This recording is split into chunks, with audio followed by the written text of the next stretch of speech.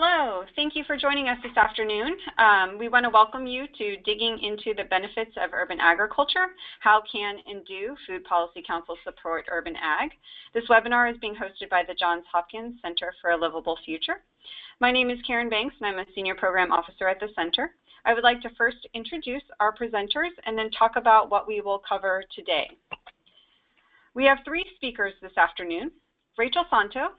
Rachel works on a variety of research projects at CLF related to the Food Policy Networks Project, the relationship between diet and climate change, institutional food procurement, and urban agriculture. She received her undergraduate degree from Johns Hopkins University in Public Health and Global Environmental Change and Sustainability in 2013, and recently completed her Master's of Science in Food, Space, and Society at Cardiff University School of Geography and Planning. Our second presenter will be Beth Lowe-Smith. Beth leads efforts to shape policies in government, schools, and businesses so that everyone has opportunities to make healthy choices wherever they are. Beth joined KC Healthy Kids in 2010 as the VP of Policy. She also serves as the Greater KC Food Policy Council's Director. In that role, she is responsible for advancing the Coalition's policy agenda and creating a presence for the Coalition through regional food systems activities. Prior to joining KC Healthy Kids, Beth served 3 terms as a Missouri State Representative from 2005 to 2011.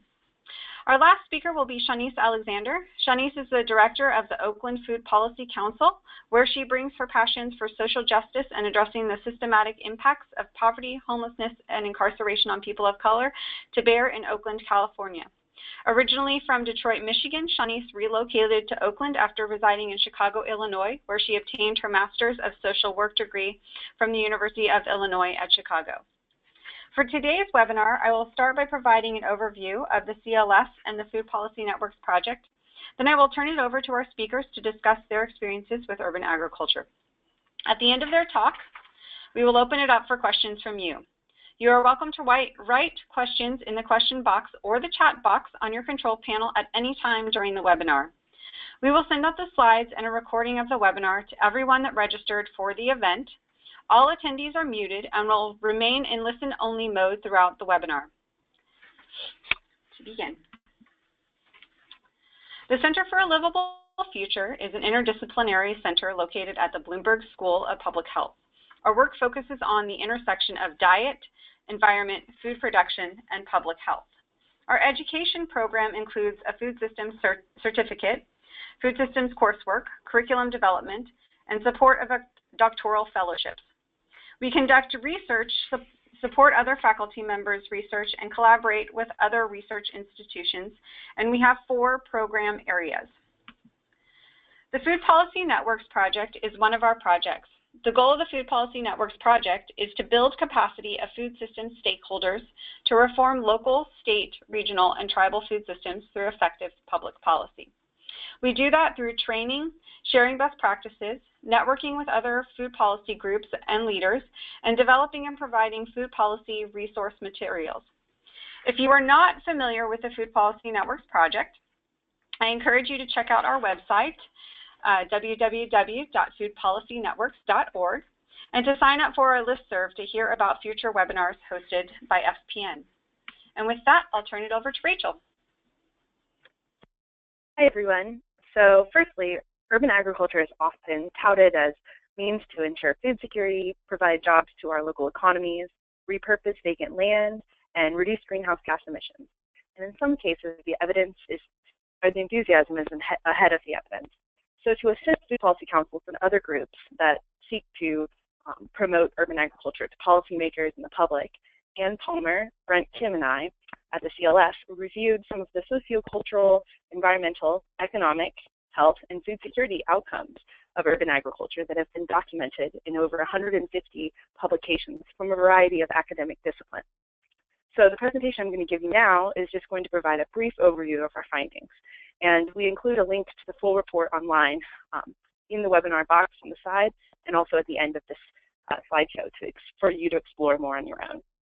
And I'd like to emphasize before we begin the importance of using an evidence-based approach to accurately communicate the potential merits of urban ag. If we overstate its benefits or overlook limitations, this might cause us to disproportionately allocate resources to urban ag at the expense of other, potentially more effective interventions. And if urban ag doesn't live up to its promises, it might lose the support necessary to sustain the benefits it can offer. So let's first talk about the scope of urban ag that we'll be covering in this presentation.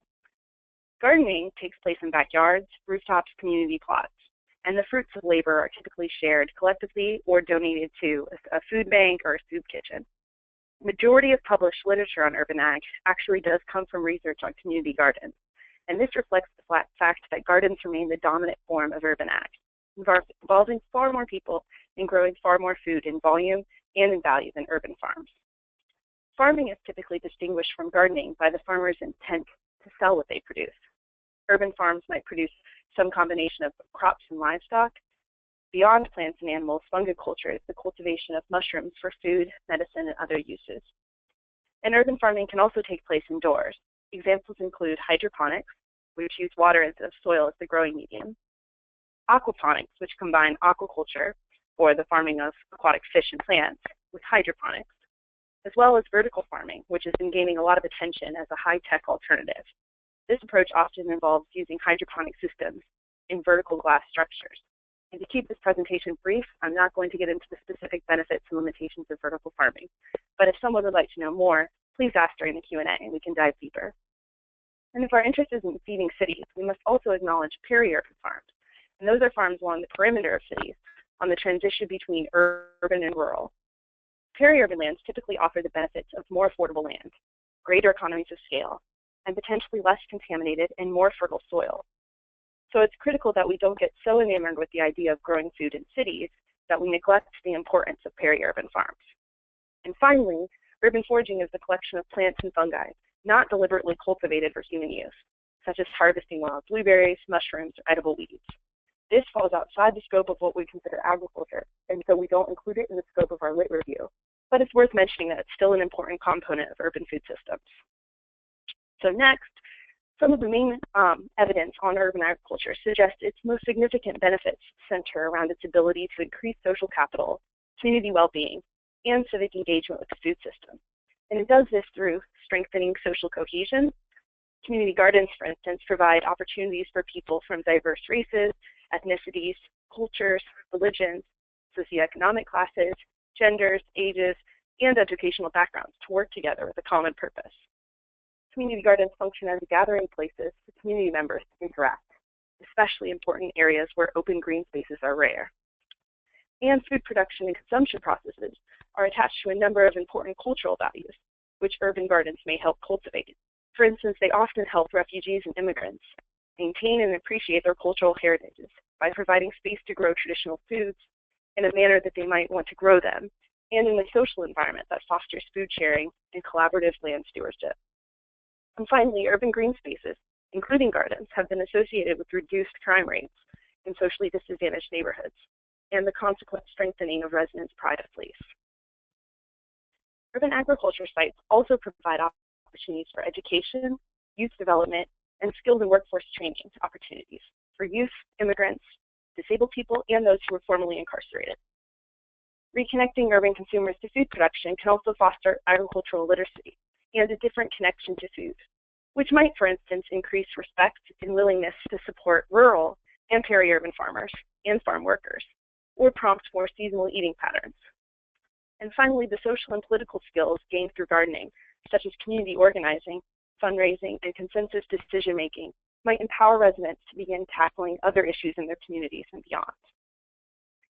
Urban ag projects are not panaceas of social inclusion, however, and some critical questions have been raised about who actually benefits from them. For one, the systemic racial, socioeconomic, and geographical marginalization of many inner-city populations, especially in relation to urban redevelopment, has left a legacy of distrust amongst many residents of external efforts to, quote, improve their neighborhoods. Urban agriculture efforts have also been led by mostly young, white, non-residents in predominantly Black and or Latino neighborhoods. Other efforts led by lower income communities and or people of color themselves have often experienced disparities in access to land, government funding, and political support compared compared to those that are led by white and middle-class groups. Therefore, urban agriculture efforts initiated outside the neighborhood must understand the context in which they're situated in order to challenge and prevent exclusionary and discriminatory policies and practices in their operations. This is even more important for commercial ventures, where the food produced might not be economically or physically accessible to residents. And lastly, residents of the communities being impacted by urban ag projects should not just be consulted, but fully empowered in leadership and decision-making to the greatest extent possible. All of these concerns about the potential exclusion or marginalization of residents near urban ag initiatives become heightened once considering the economic implications of urban ag projects. If, for instance, only outsiders benefit economically from a commercial or urban ag operation, or if community members don't have a say in whether to allow an urban farm to come into their area. Studies have found, for instance, that through repurposing vacant lots, community gardens can increase property values in the neighborhood within a certain radius. Cities have embraced this as a way to attract capital investment and redevelopment in distressed areas. Urban ag projects are also touted for their ability to add jobs to the local economy, especially in disadvantaged neighborhoods. However, as property values rise, concerns have been raised that residents could be displaced. Hence why urban ag projects must be designed with the priorities of the most vulnerable residents in mind, and if possible, their presence at the decision-making table. There are also issues about the long-term land tenure of urban ag efforts. A number of community gardens have been cleared once the property of the land they occupy assumes economic value attractive to real estate developers. Urban ag projects face a number of barriers that might also challenge their economic viability, especially for commercial efforts aiming to make a profit. There's a large gap of research on the long-term economic feasibility of more technological urban ag concepts, such as the vertical farm in this picture from the Chicago airport, which has very high capital costs. Some also argue that urban ag operations aiming to provide affordable produce for low-income community members, or jobs or workforce training for marginalized populations, which might require extra staff time and expertise, will never be profitable from produce sales alone, and we should not expect them to be. So these urban ag projects, providing other valuable and multidimensional social services, will need substantial long-term external financial and political support to survive. So we should keep all of this in mind in considering some concerns that have been raised that urban food production receives a disproportionate amount of attention, diverting research, funding, and consumer dollars that could otherwise be used to support peri-urban and rural farms that are not only ecologically sound, but also economically viable. So now we're going to switch gears a bit to discuss some of the health and environmental outcomes of urban ag. Studies have found that participation in community gardens and self-reported increased vegetable intake, improved access to fresh produce and culturally appropriate foods, increased physical activity, and gardening in general has been demonstrated to provide cardiovascular and mental health benefits, particularly among elderly populations.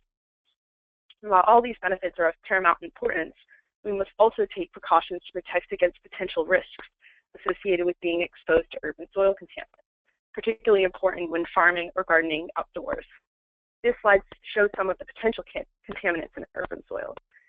Some of these, like arsenic, may occur naturally in soils, but many soil contaminants result from human activity, such as coal-fired power plants, which release arsenic, chromium, and lead into the air, which can then deposit onto soil.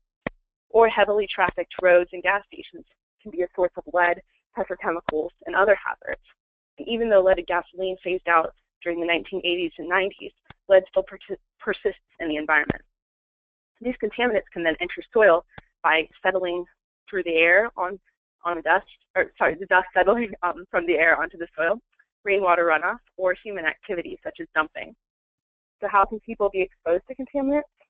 Well, they can accidentally ingest the soil, but it's more common that they're consuming produce that has contaminants on the surface, particularly if not washed or peeled, or that may be taken up into crop tissues. For some contaminants, there might also be concerns with thermal exposure or inhalation. And by discussing these soil safety concerns, we don't want to deter anyone from urban agriculture.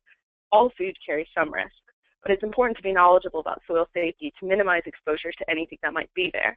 For the sake of time, I'm not going to get into these details now, but you can read a thorough set of steps and best practices with CLF's Soil Safety Resource Guide at this link. Additionally, you can ask questions during our Q&A. Urban farms and gardens and urban green spaces in general also provide valuable ecosystem services, such as filtering airborne pollutants, taking in stormwater runoff, which can help reduce flooding, erosion, and contamination of waterways. Urban green spaces provide habitats and forage for beneficial wildlife, such as pollinators, and they help moderate the urban heat island effect, which can help mitigate the impacts of climate change and heat-related mortality. And while urban ag provides all of these ecosystem services, there are also some ecological downsides or limitations. As with rural farms, excess application of fertilizers or composts, they pollute ground or surface waters with nutrients and other contaminants. One of the common narratives in favor of urban ag centers on its ability to reduce food miles and the energy and greenhouse gas emissions associated with transport. It's important to note, however, that the bulk of food system greenhouse gas emissions are from production and not transportation. This is illustrated by this chart of greenhouse gas emissions from the U.S. food supply chain. Now, there are some legitimate benefits of eating local, but we'd be wrong to assume that local always equates with fewer emissions. This is because what we eat and how that food is produced is generally far more important for climate impact than how far it is traveled. And you can learn more of this from some other work the CLF has done on our website. Additionally, large-scale rural farms can achieve greater efficiency through economies of scale, and thus may result in fewer greenhouse gas emissions and less resource use per unit of output.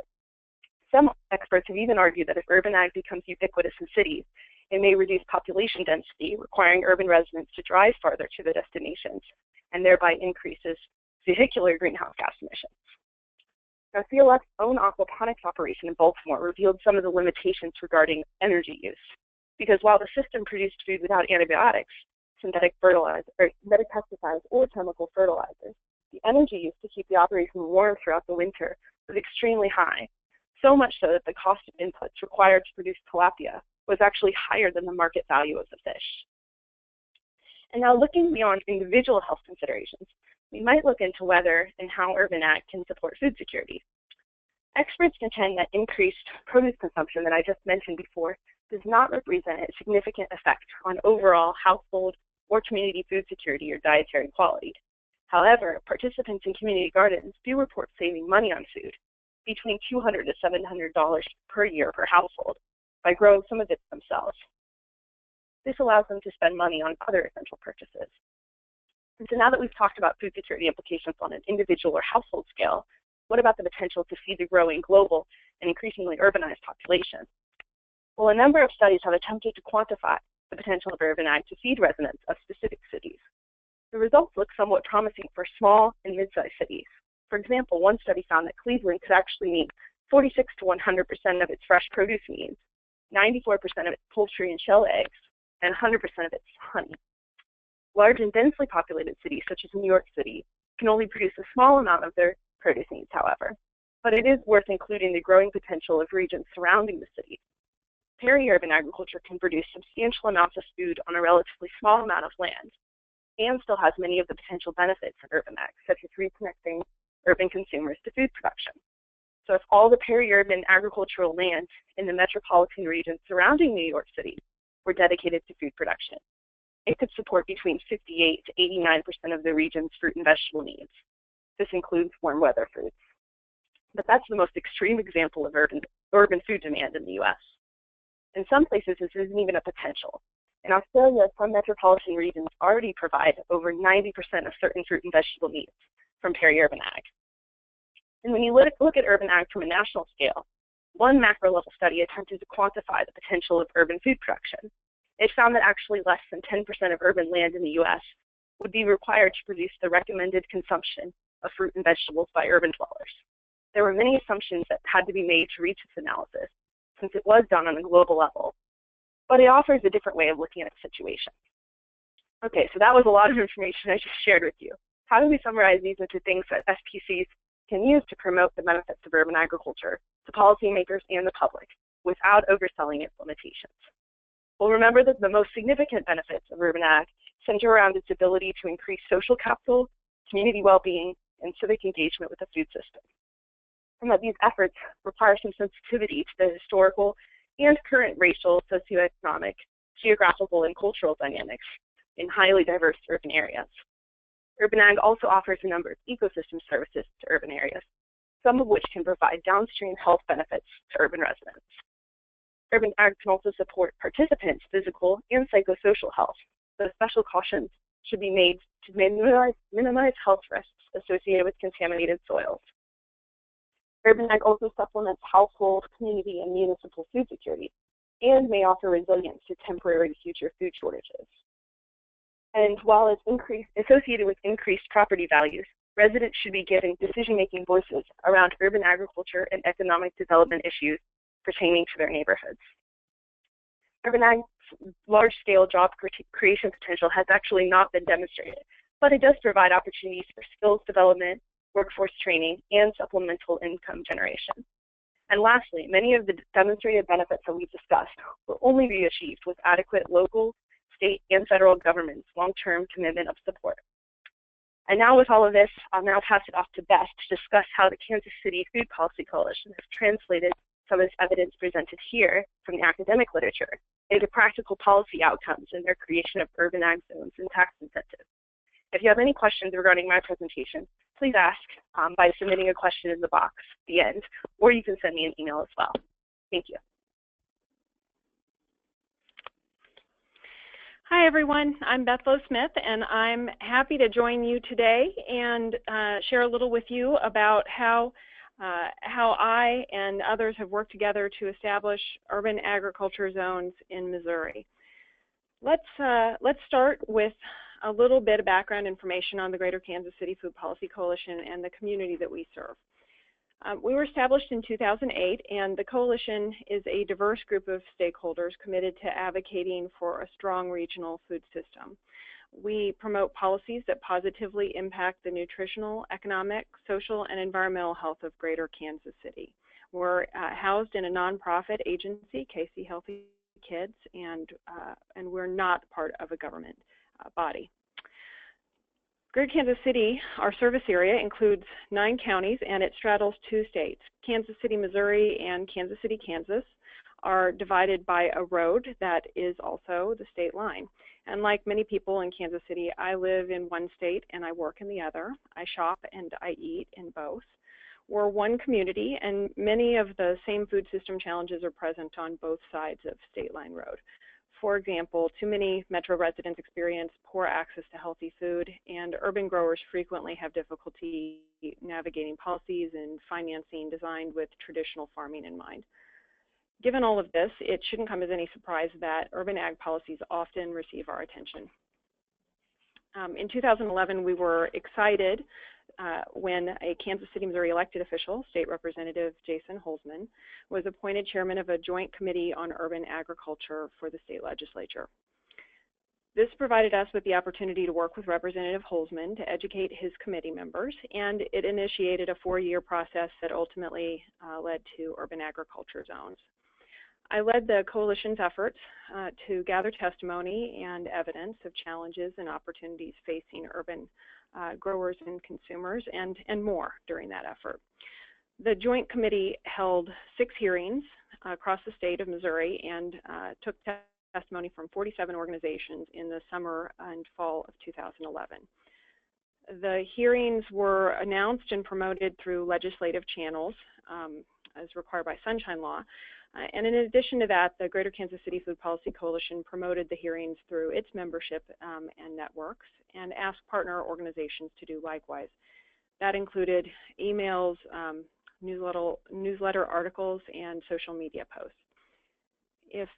It's been my experience in policymaking that if you're not at the table, very often you end up on the menu. So I worked to organize testimony from urban farmers and community gardeners, but also from neighborhood association leaders and residents of food deserts, farmers market managers and grocers, restaurateurs, and other food businesses. My goal was ensuring that the voices of all those with a stake in the food system were lifted up, and simultaneously to ensure that really key topics were addressed. I made sure that experts and leaders knew what points they were in charge of making in their 5 to 10 minutes of testimony. And in order to do that effectively, I really had to know in advance who could illustrate each point with personal stories and examples that would resonate with the committee members. just as importantly, I needed to ensure that those who were testifying were prepared to communicate their stories effectively. In order to achieve that, I coordinated a sort of dress rehearsal for the talking points and for testimony by planning policymaker tours of urban ag sites prior to the first hearing of the Joint Committee. Policymaking can be really dry and kind of abstract, especially during committee testimony. And that can make it really difficult to truly connect with the legislators who you're speaking to. By contrast, site visits provide a really critical opportunity for farmers, gardeners, and residents to show decision makers from across the state how urban agriculture relates to values that we all shared. Those values include things like pride in the quality of Missouri-grown products and Missouri farmers and growers, self-reliance, strong community bonds, and supporting thriving local economies. I helped growers and residents frame their stories around those shared values and then helped them buttress their stories with evidence similar to some of that which Rachel has noted in her discussion today. Our site visits illustrated how urban agriculture helps residents of blighted and underserved urban areas to put healthy food within reach of themselves and their neighbors, how it helps them build community ties, and how it helps them create opportunities in the local economy. And we cited some of the evidence that's noted in parentheses on my slide and also that's been discussed by Rachel. By fostering direct personal connections with the residents and growers, these site visits solidified decision maker interest in crafting policy to promote urban agriculture. Site visits also helped calm the nerves of residents and growers who'd never before presented testimony, and it offered them a chance to practice their talking points and sort of bring legislators down to real life standards in a place where they themselves felt at home already. Combining site visits with testimony allowed us to create a comprehensive and persuasive picture for legislators. And we found as a result that it was pretty tough to tell a kid no, especially the furry, frolicking kind at an urban farm. Once we'd made the case through site visits and testimony, we worked with legislators and other food system leaders to draft a committee report in early 2012. The report not only reflected what had been said and seen by the committee, it also recommended policy changes to strengthen and promote urban agriculture businesses in Missouri. The recommendations included some which were supportive of Representative Holzman's House Bill 1660, filed that same year, which would have enabled cities to designate urban ag zones, offering property tax abatements and other incentives. I joined many others in testifying in favor of that proposal, and it was very well received at its hearing in February of 2012. However, the bill did not ultimately pass that year. The final report of the Joint Committee on Urban Agriculture was presented to the governor and the legislature in December of 2012. And shortly after this, Jason Holzman was sworn in as a state senator. And he, once sworn in, he refiled a bill allowing cities to establish urban ag zones, or UAZs. UAZs, under his proposal, could offer property tax abatement for up to 25 years, reduce water costs, and provide sales tax redirection within the UAZ to support urban ag education in schools. That legislation passed in 2013. It's one of many provisions that were contained in House Bill 542, one of the agriculture omnibus bills from that year. You can find the final bill through the Missouri House Bill Search feature on their website. So passing state legislation was done in 2013, but it was only the first step. It didn't designate or establish any actual urban ag zones. It just allowed cities to do so.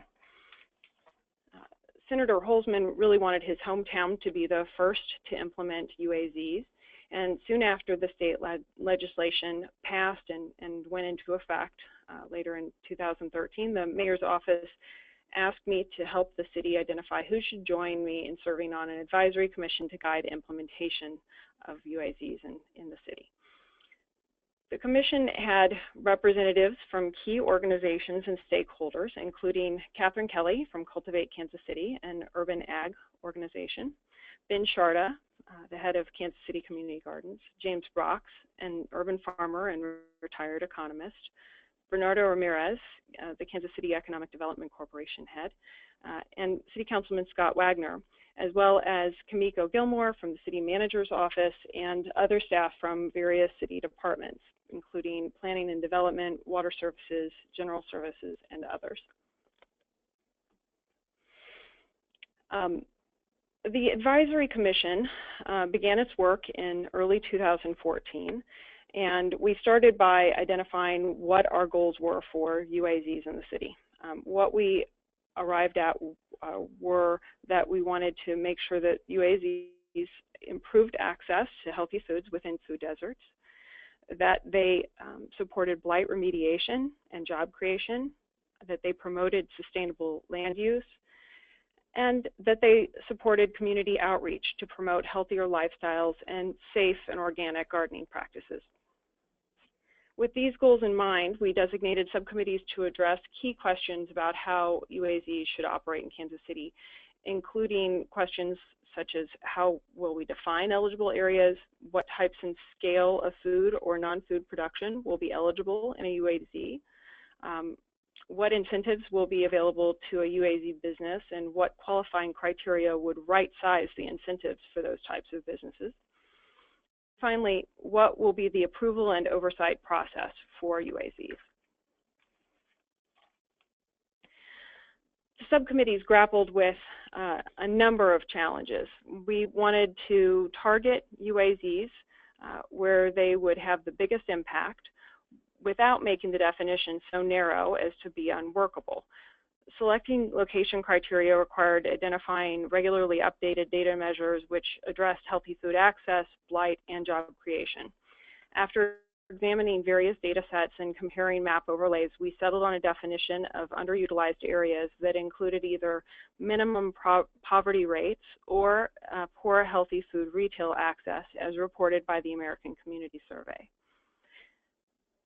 It was also difficult to define local, what constituted local foods, in a way that encouraged local sourcing whenever possible, but was workable given current production levels in our region. Ultimately, we developed different definitions of local, what constituted local foods for processing UAZs versus vending UAZs. We recommended that the general ordinance define locally grown as being from adjacent counties and include additional specific requirements in definitions of local for processing UAZs and vending UAZs. Defining allowable products and scale for grower UAZs was important as well. In order to maintain quality of life inside of city neighborhoods, we knew that there probably needed to be some limits, but we also wanted to allow for diversified farming operations. So we landed on some recommendations for specific limits on the number and various types of animal production. For example, no more than 50 laying hens. There was a lot of discussion as to whether we should allow grower UAZs to produce items not intended for human food consumption, such as flowers.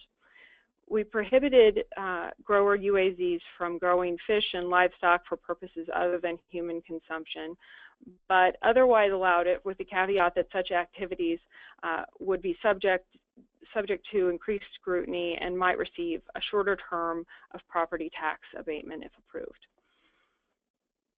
Finally, when we were addressing questions around incentives, we ran into some state-specific problems. The Missouri Constitution made it impossible for the city to offer lower water rates as provided for in the state's enabling legislation. We worked around this problem temporarily by allowing the Water Department to establish a fund at their discretion which grower UAZs could apply to for assistance. But we also requested changes to the state's incentive guidelines for water and for sales tax redirection and use. The requested changes would allow us to offer comparable incentives better suited to user needs and to the city's abilities, and also allowed sales tax redirection to help cities fund improvements in urban agriculture zones. So the Kansas City City Council approved the recommendations of the Advisory Commission in May of 2014, and unfortunately, our progress stopped there for a time while we awaited action from the state legislature on those requested revisions.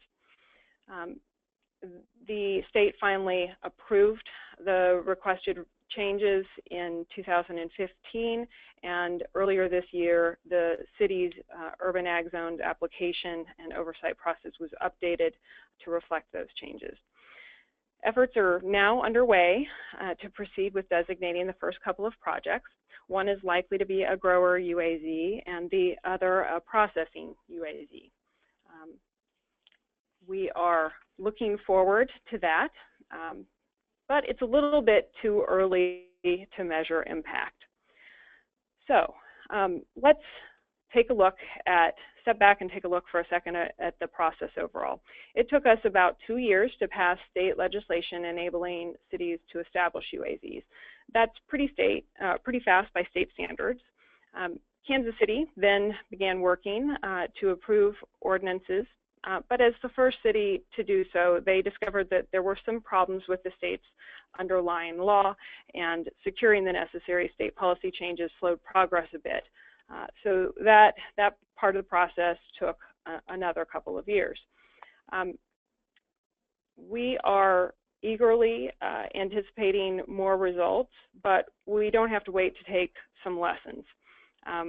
We already learned a lot.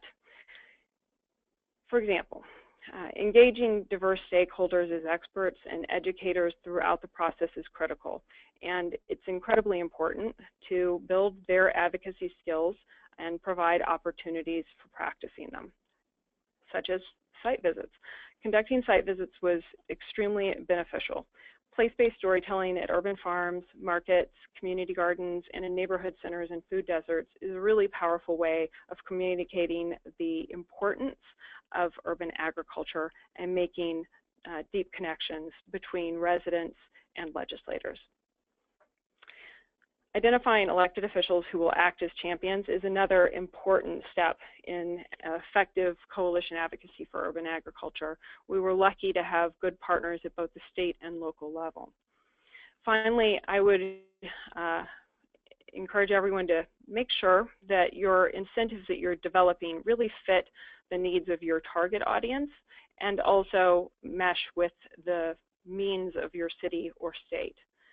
Finally, be prepared for a long journey. It sometimes isn't a straight path. Sometimes it requires some backtracking in order to move ahead again. That concludes my remarks for today, but I will be happy to take questions once others have completed their remarks.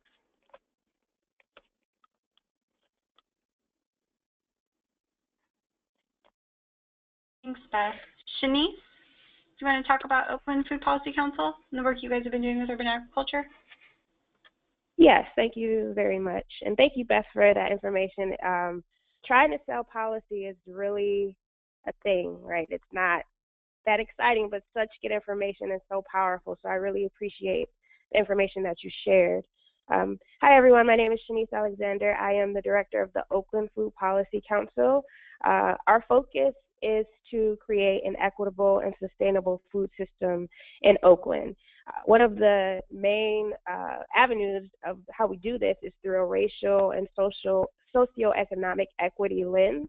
So our goal is to make sure that folks who are low income and people of color who have historically not had the opportunity to take advantage of the land usage, economic development opportunities, and control of their food, they have those opportunities. So that's really how we operate. Our goals are really to create systems of healthy food, healthy local economy, healthy environment, and healthy choices. The organization has been around since about 2009, And we're made up of about 21 volunteer council members. I'm actually the only paid staff person at this point, which is a lot. So as you probably noticed from Beth's presentation, policy is a big thing, and it takes a lot of time, sometimes years, depending on how the policymakers are moving. And so we have folks on our council who have been members for anywhere from 1 year to 6 years. And throughout that time, you know, really growing our knowledge of the process, but also in their individual personal workspaces, also focusing on creating an equitable food system for the folks in Oakland and the surrounding areas. So food policy councils, generally what we do is, you know, we advocate for healthy food, and that comes in a lot of different ways and structures. So our focus at the Oakland Food Policy Council really falls in 4 different work groups. We focus on several areas, including economic development and security, food access, procurement policy, and urban agriculture. So each of those areas has its own work group, and they're chaired by 2 co-chairs who really lead that work in whatever focus areas that we're focusing on. So, for example, our economic development and security work group, right now they're focusing on working with the Oakland City Planning Department to expand the mobile food vending ordinance. So to open some opportunity to folks who are selling food from, you know, food trucks or push carts, anything on wheels. And so we're sitting with the planning department one-on-one and really making sure that throughout their process of creating this policy that it's equitable for the folks in Oakland. As you might notice as well, there are a lot of cross sections across these policy areas. And for me, I think early on in my tenure, I have been very committed to breaking down the silos within the food justice arena, as well as other social justice areas, because for me, it's very frustrating to only focus on one area, such as procurement, or only focus on urban agriculture or economic development, because all of these things intersect in so many ways, especially for folks who are most impacted by food injustice or systemic oppression. So our meetings are open to the public. A really important aspect of what we do and moving toward our vision is to make sure that we keep the community's voice involved. And so a lot of times within policies, it becomes very academic-y, and we often lose sight of what we're actually trying to do. And so I want to make sure that our meetings allow for community members who are not members of the council to come in and discuss that with us, what's actually going on within their communities. What are the needs of the community? We don't want to spin our wheels developing policy and researching if it's something that is going to negatively impact the community or if it's not going to benefit the community at all. And a big part of the racial equity lens is that oftentimes people of color are left out of the conversation for many reasons. There's a big gap between what's going on the ground and policy. That's not to say that people of color are not involved with food justice work, because there is a lot of work going on the ground with programming and growing just culturally. However, there seems to be a gap between, you know, we're actually doing this work and we want to make this systemic impact and change with the work that we're doing. And so leaving our meetings open to the community is a very important aspect of the work that we do, making sure that we're building community conversation, inviting people to city council meetings, to city planning hearings, school board meetings, to actually voice their opinions directly to the policymakers is one of our biggest goals, and it's been really helpful in moving policy along. People power is very important, and it actually is probably the quickest, in policy terms, the fastest way to actually get stuff done is to have a community of folks who are willing to show up and voice and voice their needs. So our overall vision is that every Oakland resident is within walking distance to healthy, affordable food. So whether that's a garden, a farm, a corner store, a full-service grocery store, within our neighborhoods, people should be able to access healthy food at all times, and regardless of having transportation to get there. I should be able to walk to the grocery store and find healthy food options. Oakland residents from all communities are conscious of the impact of their food choice on their bodies, their families, their communities, and the environment. Oakland residents are active in food policy development and outcomes. This is what I'm speaking toward. It's one thing to pass a policy, and if it doesn't actually impact or people don't know about the policy, then they're not going to take advantage of it, and it's really kind of, we're just spinning our wheels for no reason. The Oakland food system is an engine for local economic development and involves local and regional agricultural communities. Food, hunger, and food systems is a permanent part of the City of Oakland's agenda, and OFBC works as an advisor and contributor to not only Oakland-specific food policy, also regional food policy, because we're in the Bay Area, we are so close to San Francisco, San Mateo, San Jose. Ultimately, we're all working and eating from the same food system. So making sure that we're having conversations with our neighbors about the policies that we're working toward. We do some national level work as well on a smaller level, and definitely with this upcoming or with this past election, there's maybe a lot of changes on the national food level, and so we want to make sure that our voice is in that conversation.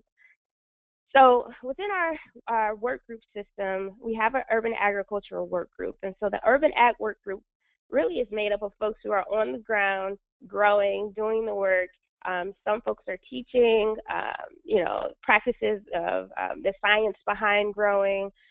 We have people who are running training programs for youth, such as Active Nonverbal Youth Farm, City Sigma Farms. They have a CSA program and providing healthy, affordable produce to West Oakland. So we have folks who are on the ground to come in and discuss exactly what their needs are. And so I'll focus on that a little bit.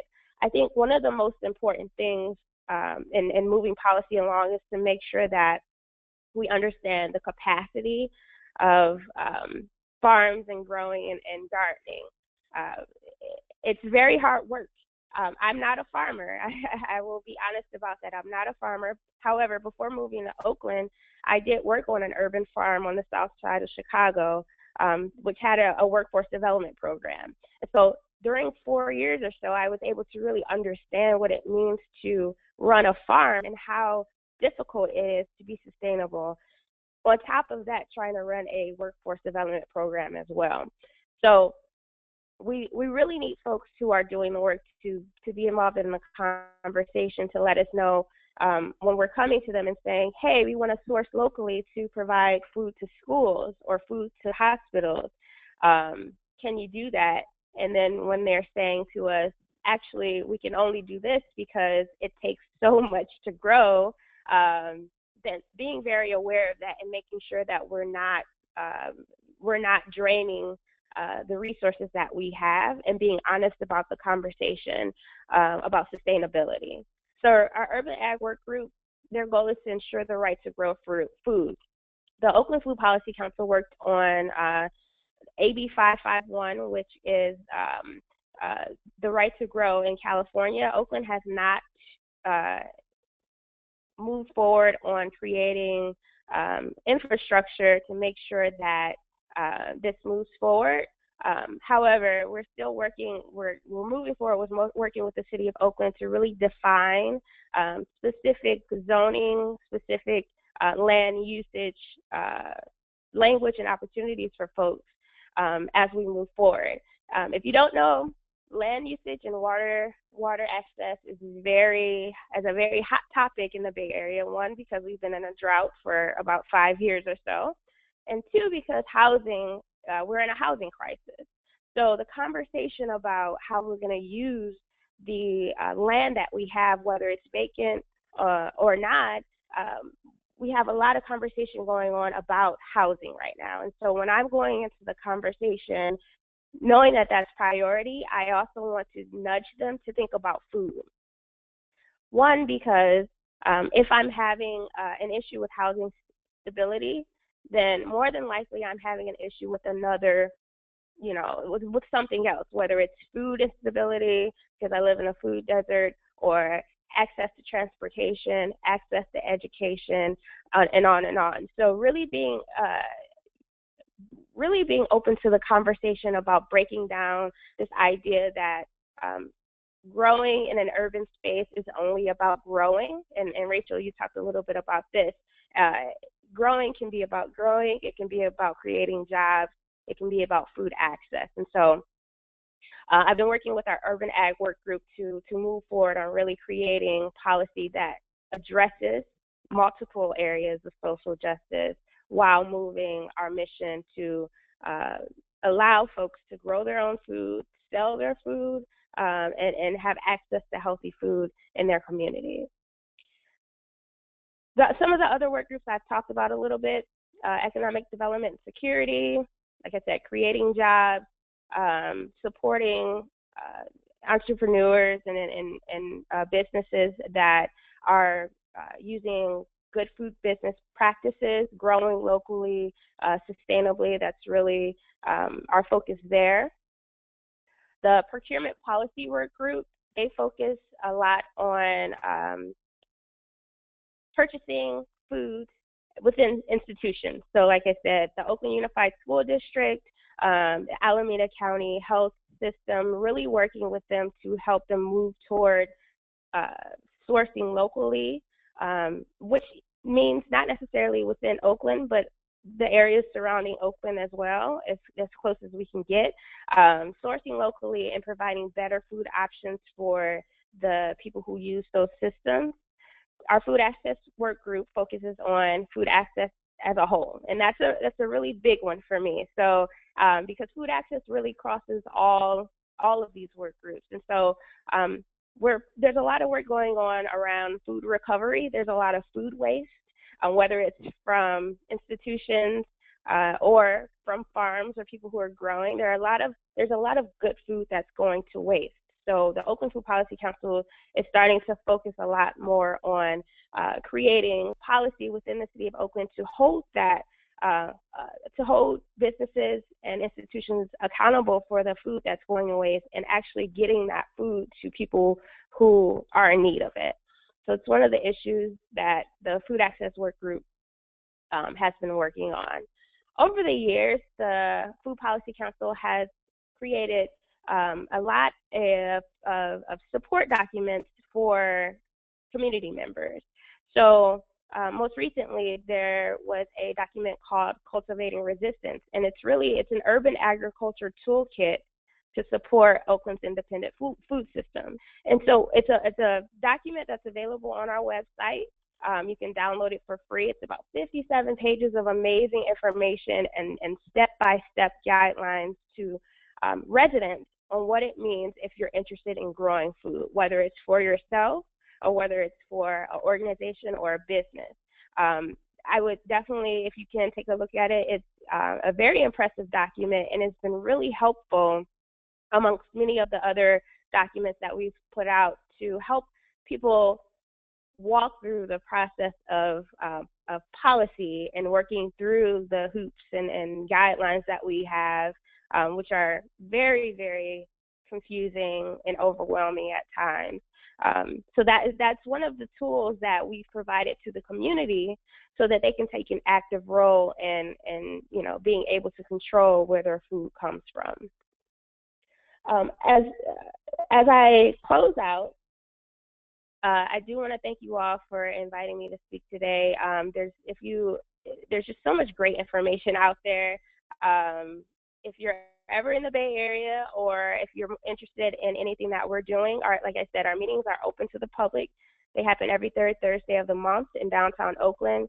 Please feel free to email me, write your questions, check out our social media as well. We do a lot of call to action, to get people out, whether it's to City Hall, whether it's just to come together to have these conversations about what needs to happen within the area, and then move that on to the policymakers. So I'd be really interested in your questions, and I want to thank you all for having me.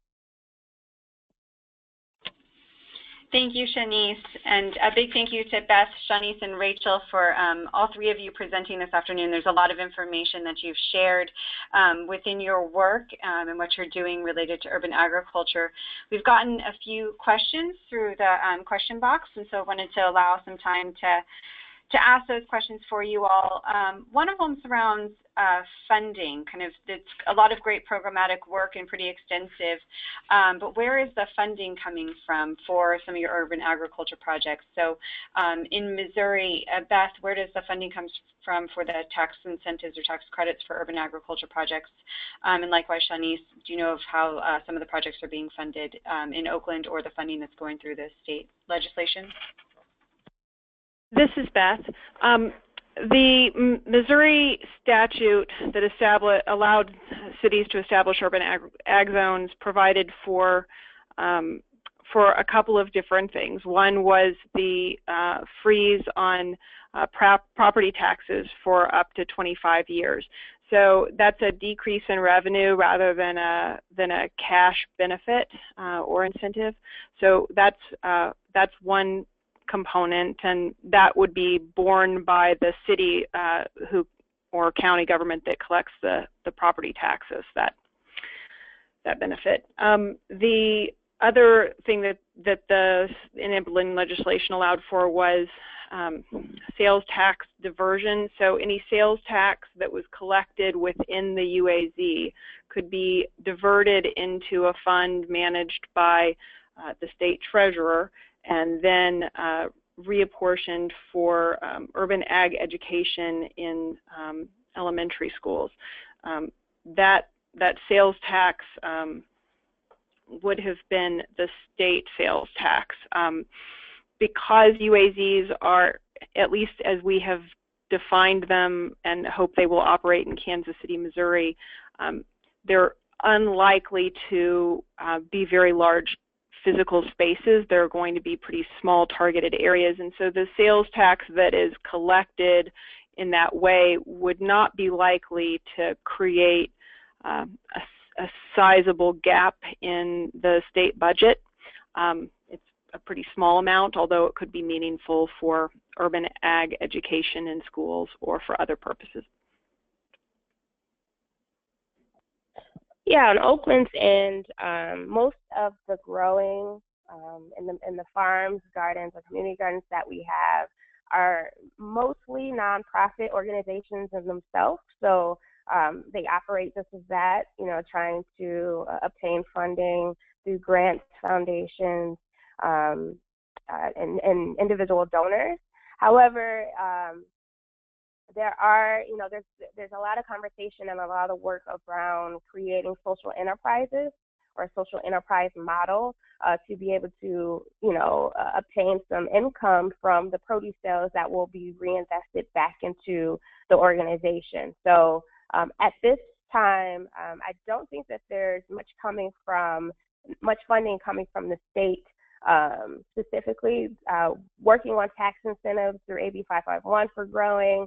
For residents right now, it's really set out for commercial land use, but really trying to work with the city to provide opportunities to redirect some funding toward these opportunities.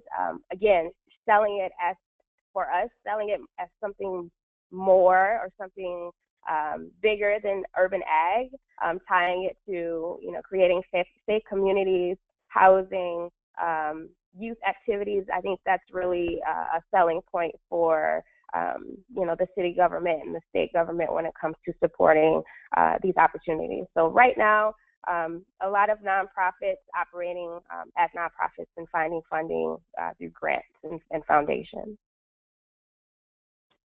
Great, thank you both. Shanice, we had a question. What time of day is the Oakland Third Tuesday meeting? Yeah, definitely. So the meetings are actually the third Thursday, so third Thursday of the month, and they are from 5 p.m. until 7 p.m. in the evening. So third Thursday, and that's at the Alameda County Health Department's office at 1000 Broadway from 5 until 7 p.m. Thank you. I misread that wrong. And this question is for both of you. What advice would you give to a food policy council, and to Rachel as well, what advice would you give to a food policy council that's just getting started, that may want to work on agriculture, that just maybe started? Do you have any words of wisdom for that food policy council? This is Beth. My first words of wisdom would be to make sure that community gardeners and farmers are at your table. You shouldn't be having conversations about an audience which is not participating. You should make sure that they're engaged and that they're telling you where they see challenges and opportunities.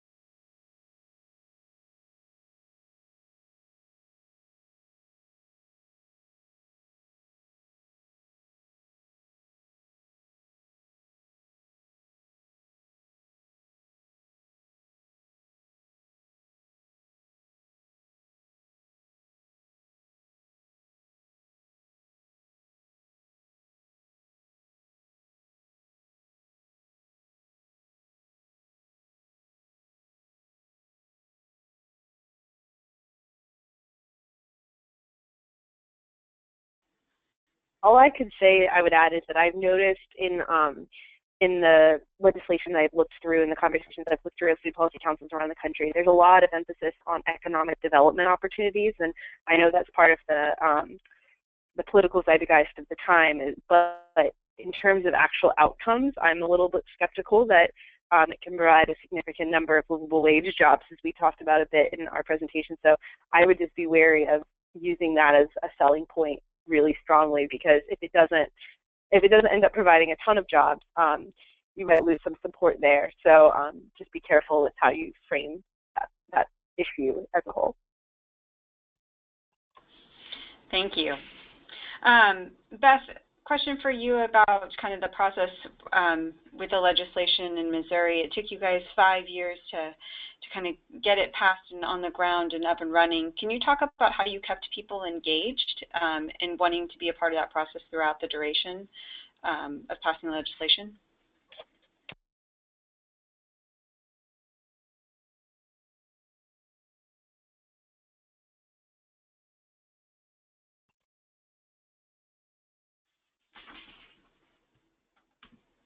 Beth, are you still there?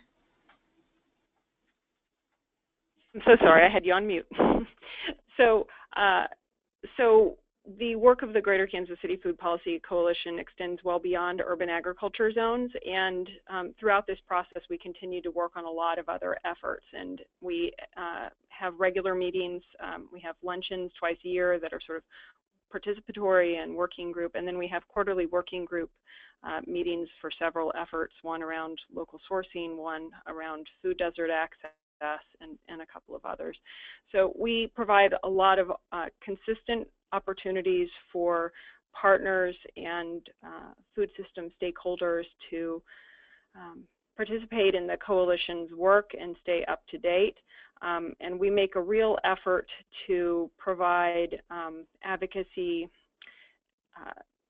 strategies and training on a regular basis.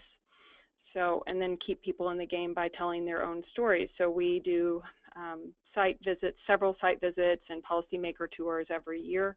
And we do our best to keep people engaged through all those strategies. Thank you. A question for all of you. Do you know of model contract language for urban agriculture zones or programs, particularly ones that may have reduced water costs, and where someone might go to find model language?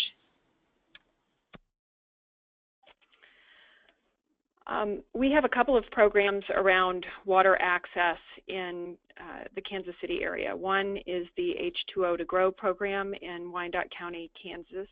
And that's KCK. The other is KC Grow, and that's for Kansas City, Missouri. It's a water access program.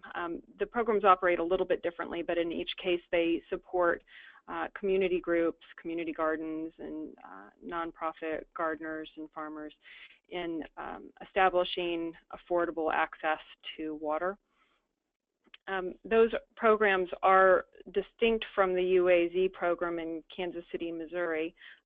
The Kansas City, Missouri program, UAZ program, provides the potential for some support, but until we have some case studies of how it actually operates, I'm afraid that I don't have anything I can easily direct you to. The state legislation that passed in House Bill 542 in 2013 would be a good place to go and look at how the original language around water costs was presented, and it offered wholesale water rates to the ag businesses inside of UAZ.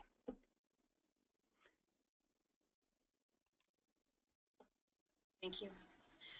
We also got someone recommended checking out for model language, checking out Change Lab Solutions. There may be some resources there. The Food Policy Networks has a FAQ on some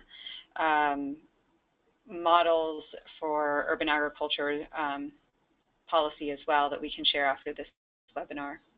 Rachel, did you have any other recommendations that you ran across in your research? No, I think those two databases are probably the best places to go, though, to look up existing language already. Thank you. Shanice, a question for you. You talked about engaging community members a lot in terms of their involvement in setting policy. Does the Oakland Food Policy Council do any training for residents or community members that want to get engaged in the policy process? At the moment, we do not. That's a really good idea, though. The only, we don't have any technical training around what it means to interact and with the process, other than, just kind of making the call, or, to come out to the meetings, and then providing language for letters of support, and providing opportunities for people to get out and give comment. Nothing specific at this time, but I'm definitely going to keep that in mind. Thank you for that. You're welcome. Thank you. We had another question for you. That is, what is the standard walking distance you use when addressing food access in Oakland? Good question. Let's see. I'm sorry. I'm pulling up my reference here. So in the cultivating resistance toolkit, I believe it's listed in there. I am not 100% sure on that specific distance. I know there's a few people who may be on the council on the line. I don't know if they can chime in there, but that's something I can definitely follow up on if there's a way for me to get that to people. If you share it with us, we can send it out in our follow-up notes for the webinar. Okay. Yep, I can definitely do that. Sorry, I don't have that answer for you. That's great. Thank you. And then a final question for you, both of you, leaving it on a positive note. Do you guys have, or for all of you, Rachel included, do you have any advice for young graduates that are just beginning their career or just starting out that want to work on food policy or want to work on state legislation?